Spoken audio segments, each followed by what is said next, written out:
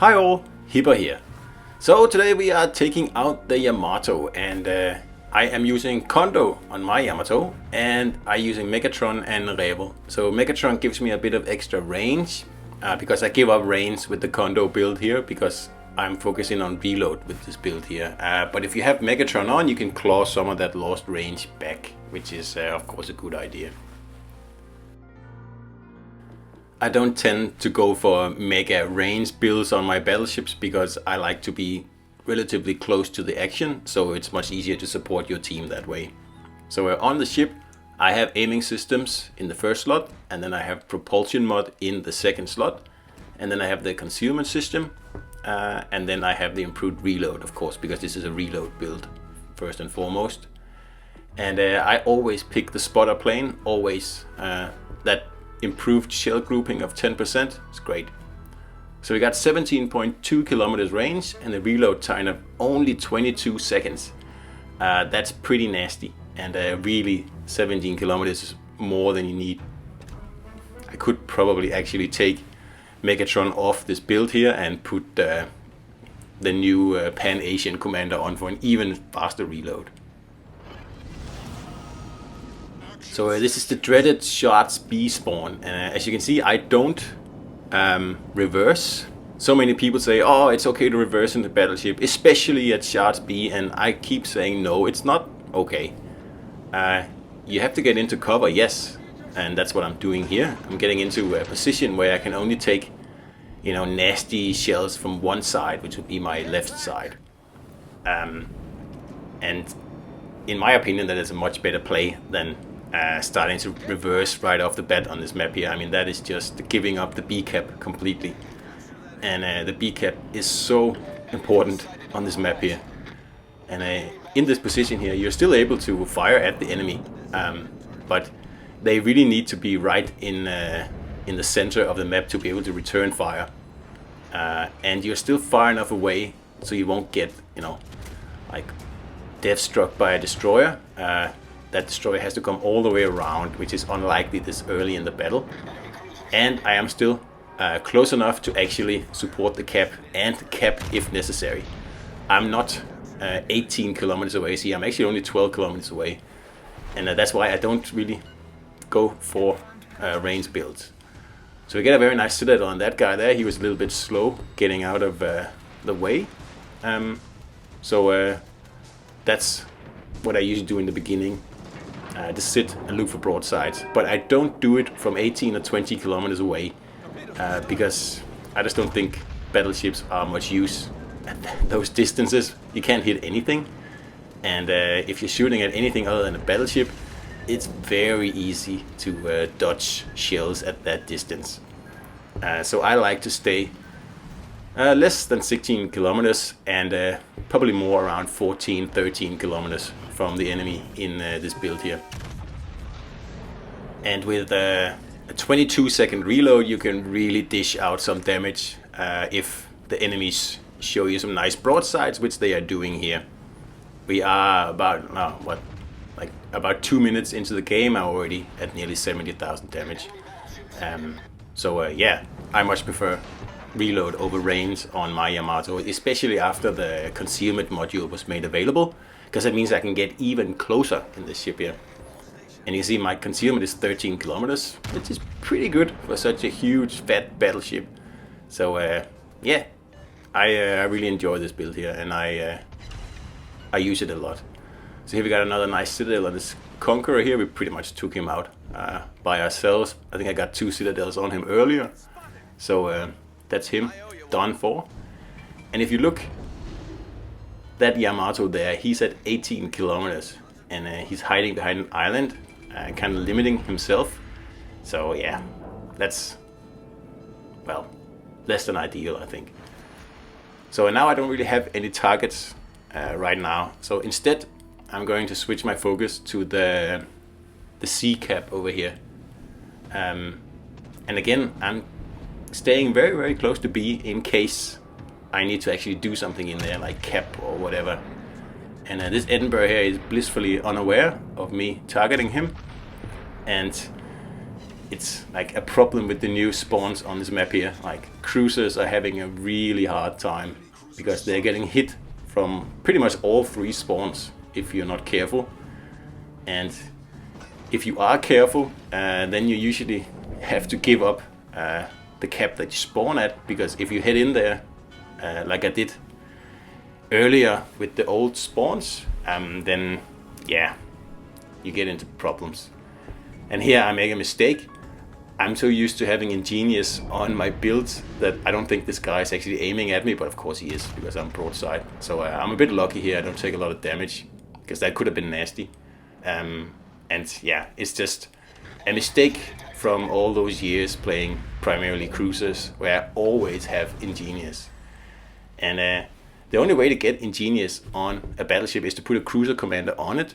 And of course you can do that, and it works on some battleships, but not on this legendary Japanese one here. I think Kondo is the way to go. I just have to get used to actually assuming that people will shoot at my broadside when I am broadside. So again, pretty lucky there. But I said it before a few times, and I'll say it again. I like Yamato because it's the biggest, baddest battleship you can pretty much get in this game here.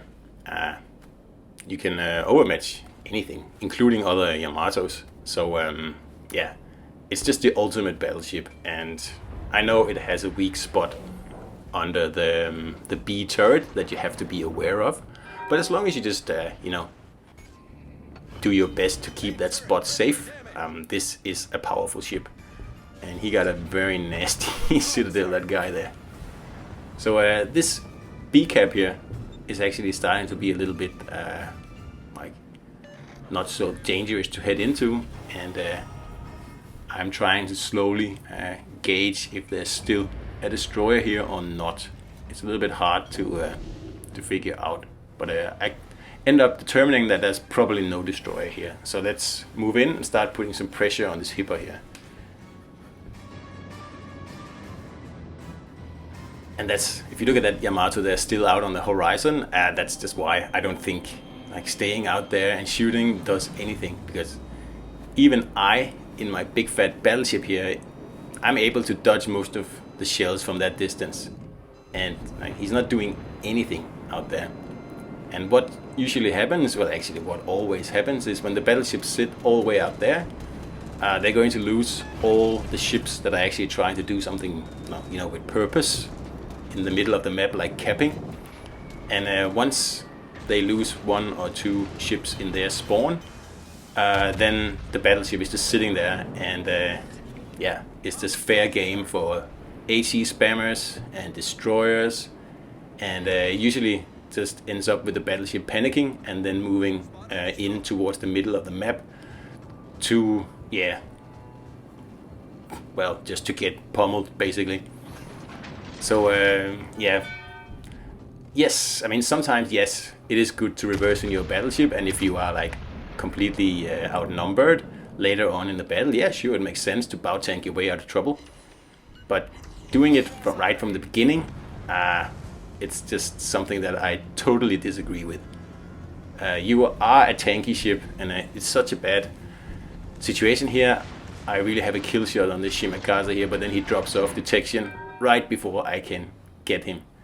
Of course, I take a blind shot, but yeah, it's too dangerous to head in there and take on a Shimakaze that you can't see. And I know this Yami is coming around the corner here at any minute, so I also have to make sure I don't show my broadside too much. I'm a little bit late on turning there, so I do take some damage, but it could be a lot worse. And luckily he wastes some of his torps here. He must have been hitting the island with them. So a bit of a shame I wasn't able to finish off that Shima there, because that would have actually saved me later in the battle. But, I mean, you only get the opportunity you get, and I just didn't have a clear shot at him, basically. Which was a little bit unfair, I think, because he was only like 400 meters out of my range of guaranteed acquisitions. Come on. And he didn't really go all the way behind the island either, so I think it was a little bit premature that he disappeared there, but what can you do?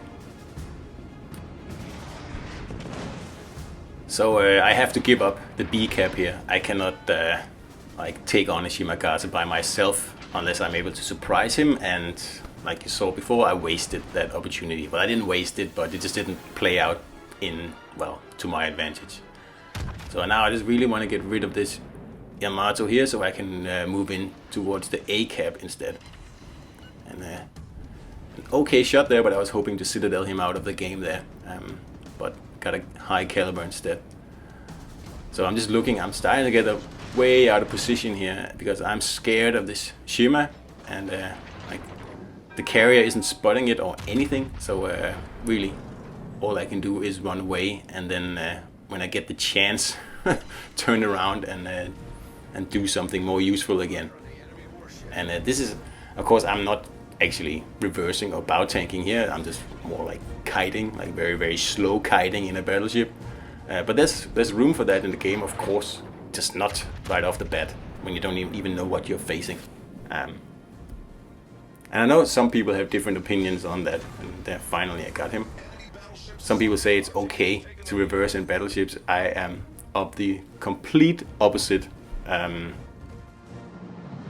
opinion here. I think that part of a battleship's role is to be a damage sponge, and that's also why I have Kondo built on the ship here, because I can take a lot of damage. I have a lot of heals, and you can see I already used them all. So yeah, battleships are by definition aggressive, and if you don't play them in an aggressive way, then I think you're wasting potential, just like any other ship in the game basically. If you just if you're sitting back letting your team tank for you, I don't think you're a good team player basically. But of course sometimes it works basically, absolutely, yeah, and you can get away with winning a lot of battles that way. I just don't think that it's a good team spirit, so to say. And of course I'm not talking about YOLOing into a cap like right off the bat. If I'm in a cruiser, yeah, sure, I can get away with that, but you can't get away with that in a battleship. You have to be smart about it. So you have to position yourself like I did in the beginning, in a way so you can take the least amount of damage possible and still be able to inflict huge amounts of damage on the enemies, and also do it in a way that you know, makes a little bit of sense.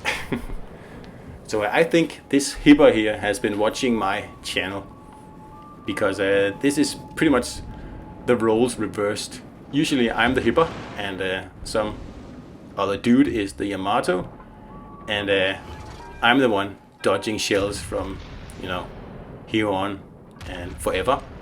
And this guy here is doing a really good job.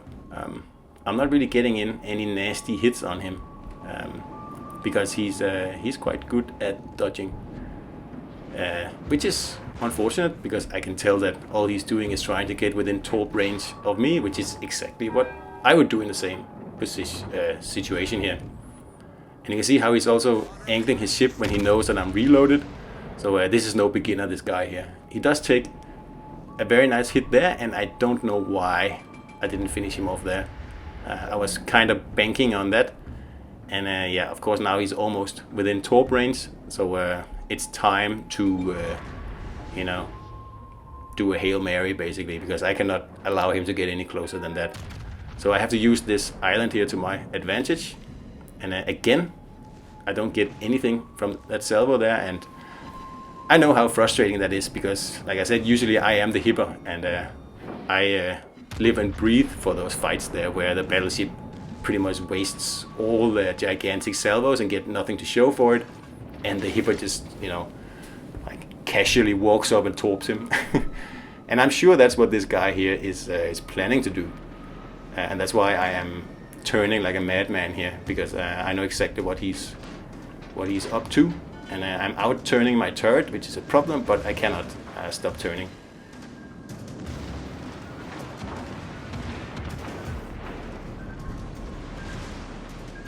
So I am able to dodge his first salvo here, which is quite lucky. And again, he you know, angles up to show as little, like as small a target as possible when he knows I'm reloaded. And then, I mean, I do the exact same thing. So that's super good strategy, and it's the way to keep yourself alive when you're this close to a battleship. So I'm pretty sure he got off his second round of torps, and there they are. So I'm just trying to get this big fat ship here to fit into the little hole there, but I am going to take a few torpedoes in the process. And I shouldn't have repaired there. I should have waited to see if I got another flood, but I didn't do that. A mistake, so don't do that. So now it turns out that the Shima has actually joined me over here, and that's a good thing because it leaves the B cap available to be kept. And as you can see, the cruiser on my team, he's already in there capping it. So that means we're going to win this battle here. And I mean, I already evaded this Shima here once, and I'm just going to take him on now because pretty much no matter what I do now, I'm probably gonna get torped. So I might as well see if I can't get a shot in at him while he's not concealed. And of course I'm going to eat this one unlucky torp here, and I was trying to hit him in the dark, but it doesn't matter. Now of course before I did this, I did some quick math in my head where I figured out that if I was to sink, we would still be ahead on points. And if I can keep this Shima here occupied for the last 30 seconds, that's perfect. We're going to win no matter what. So yeah, that's a Yamato battle for you. Not a ship I play a lot anymore. I used to play it quite a bit actually, but lately I'm just getting so tired of the legendary mess, which is really what it is. So yeah, I might take it out more. So yeah, 2800 XP, and that Shimagaza actually did well. He is on the losing team, but he still has 2400 XP. So a good player there. Anyway, I hope you enjoyed this battle, and I'll see you out there.